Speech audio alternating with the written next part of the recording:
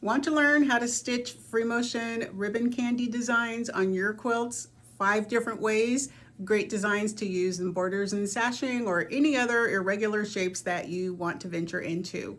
I'm going to show you how, so stay tuned.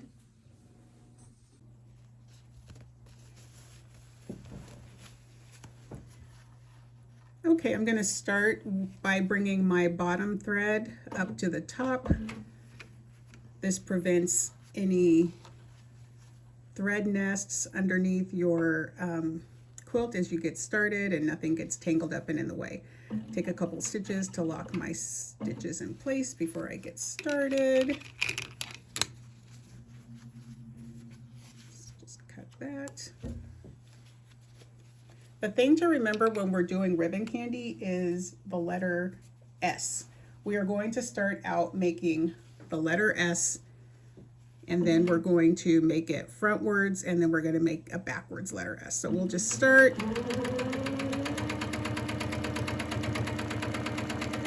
That does not sound good.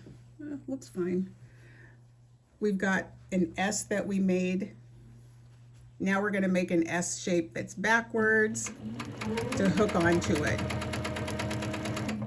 Okay, that one looked kind of crappy with that little jog in there. But again, come up, make an S. We're going to just kiss the line of the stitching from the previous S shape that we made. Just touch it, come back around.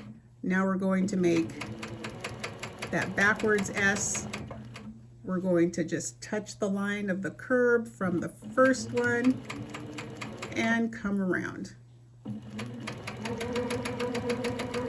S, touch, come around, backwards S, touch, come back up to the top.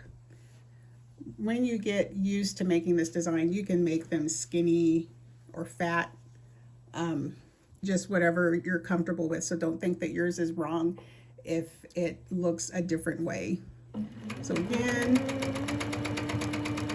touch, come out, come back up, make that other S and touch.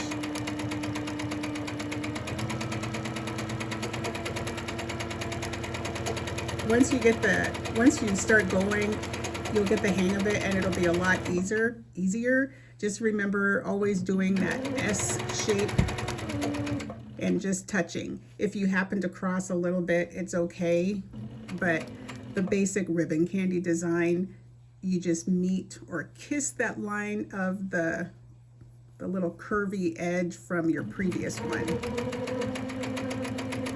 Ribbon candy does look great in straight lines on a border or sashing, but you can also do it and fill it in on different shapes like a triangle or a circle.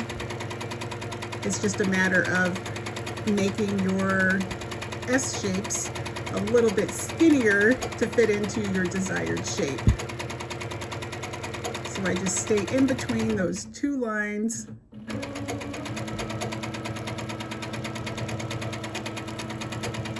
Oops, so that one crossed. The next design that we're going to do for ribbon candy, so this is the basic, this is number 1. We're going to do this, but we're going to cross over. So we're going to break the rule and we're going to cross, because really there are no rules in free motion quilting. You could do whatever you want. So I'm going to start with my backwards S, come around, oh I'm sorry, my frontwards S, come around, do the backwards S and cross. Same thing.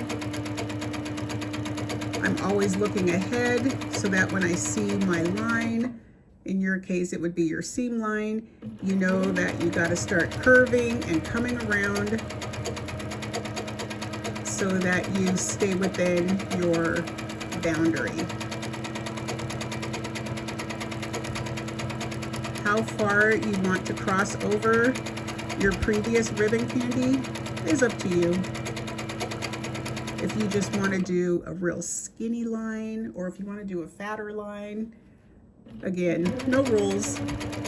And we are just continuing with making that S shape frontwards and backwards and crossing over our S at the curve on each pass. Looking ahead, seeing where we need to start making our curve for the next S. Always looking ahead in free motion quilting. You don't want to look directly at your needle, you want to look ahead.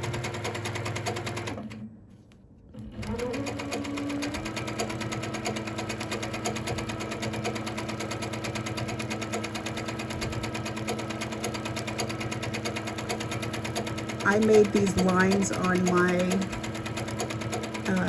practice square here. The first one I made was 2 inches wide. That's why it's so long. And then the next ones I said, okay, I'm gonna do like, well, no, this one, was that 2.5? Yeah.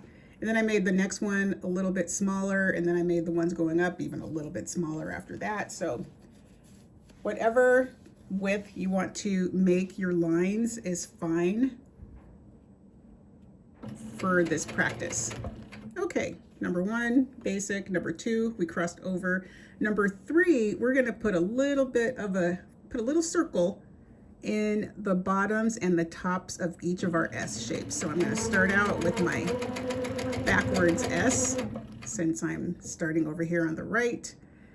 And up here, I'm gonna make a little circle, come down, touch, and come around.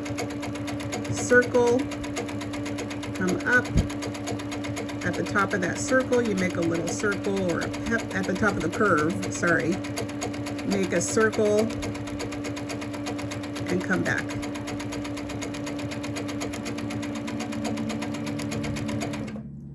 Again, you can make your circle as small or as large as you like. Just experiment and see what looks best for you. So this is just a variation of the first basic ribbon candy, where we just touch the line of the previous S shape, except for we're just adding a little bit of a circle for a little bit of extra oomph inside that space.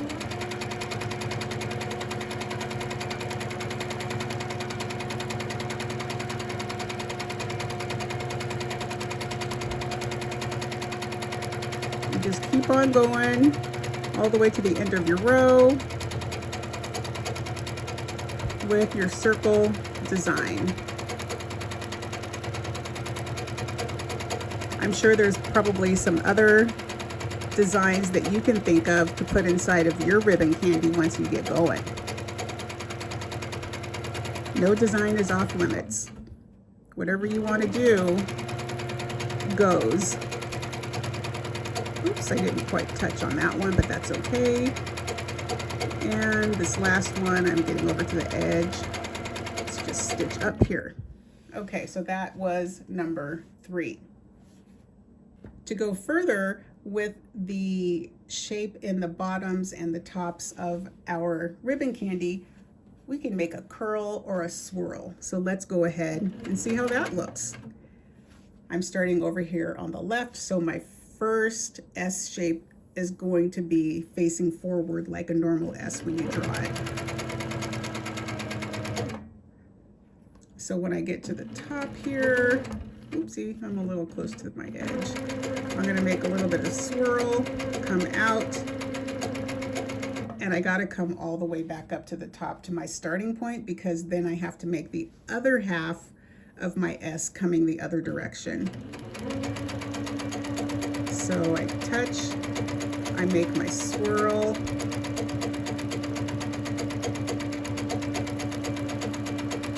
and come out. This is a little hard for me to do when I'm trying to go slow.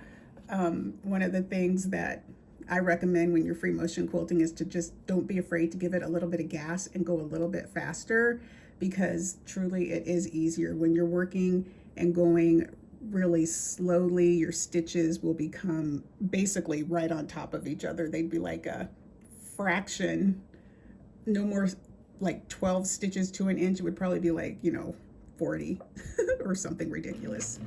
So we come up, make our swirl or our curl, trace ourselves back up to the top of our ribbon candy, and then we come back out to make our next S. Curl, down, back around.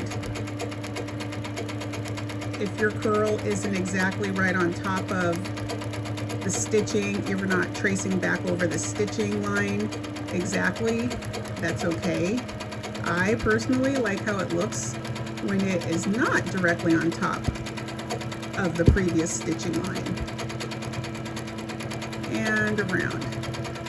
So make your swirl, come out, back up to the top, make your next S, and then do your swirl at the bottom. Come back to the top and around. So on this design, you will have a little bit of thread buildup because you are tracing over your stitching. You're going over it more than once.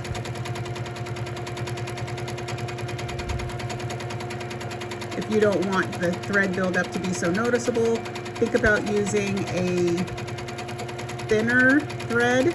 I'm using 50 weight. I had to look and see what color. You could use 80 weight, you can use 100 weight. It's up to you. The higher the number of the thread, the thinner the strand of thread is. And then the lower the number, like if you're using 28 weight or 40 weight, that's going to be thicker than the 50 weight. All depends on the look that you are going for.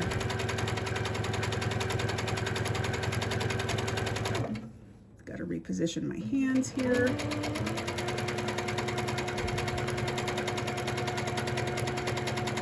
I get this question a lot, so let me just answer it right now. I am in manual mode on my baby lock region. I'm not doing stitch regulation on this. I prefer manual.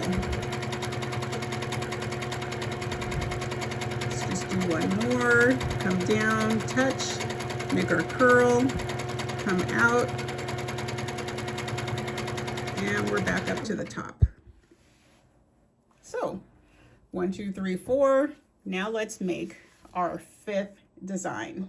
Now there are so many more designs that you can make, so many different variations you can do of ribbon candy, but in this video, I'm only showing 5. This next one is a heart shape, and this is one of my favorites. I use this one a lot. So I'm gonna make my backwards, or I'm sorry, my forwards S coming from, nope, backwards. Gosh, I'm like, 1. Yeah, it's gonna be backwards. I make my S, and instead of curving around and coming back down, I'm going to make a heart shape. So I'm just gonna come in, come out, and then I'm gonna come back around and touch. So down here we made the circles, then we made the swirl. Now we're making a heart down here. Just come in, go around, make your heart, and come back and touch. Make your heart, come back and touch. Heart, come back and touch. And again, you can make these skinny, you can make your hearts fatter. Let me move my hands here.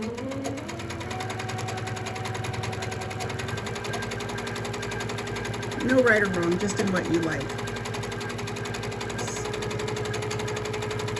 Speed up a little bit. If you have a section where you don't quite touch the previous S shape as you're coming around, that's okay. You don't need to rip it out. You just keep on going and course correct on the next one. So nobody's gonna see that little bobble when it's all said and done. So this is a fun one to do on a Valentine's Day quilt or just any border, really.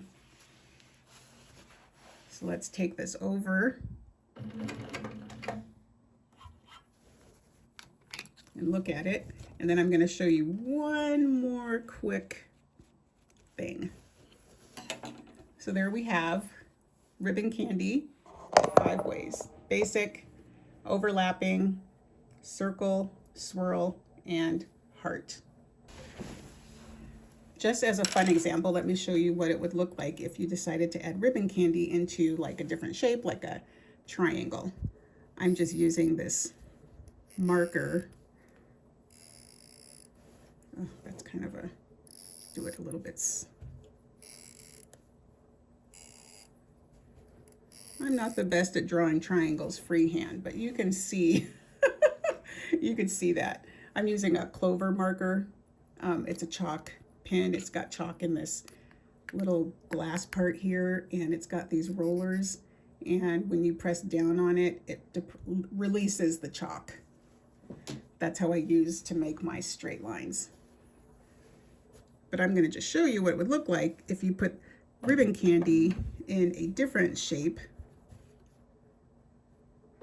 That's kind of not traditional, not a traditional row. And to do that, we're going to have to start out first making a smaller one, and then as we go up, this is probably not the best example, as we get closer to that top of the triangle, it would get longer and longer.